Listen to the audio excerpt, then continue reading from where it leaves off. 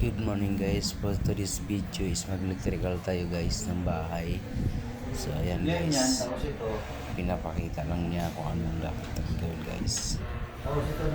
Hindi ko na pinakita guys, tapos na. Kasi mabilisan lang yung gawa namin guys. So ayan, testing na natin guys. Gumagana ba yung mga board at saka ilaw. Yan, pinabukas natin sa bata guys.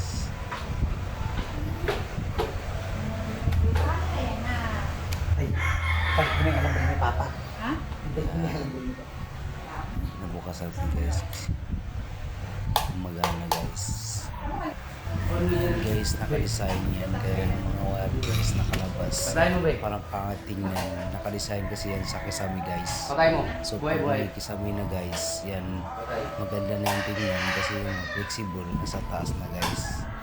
So ayan, gusto ko ni Kuya na may ilaw na siya. Kaya ayan guys, importante na pailaw natin guys. So ayan na yan guys, hanggang dyan lang tayo. Bye bye.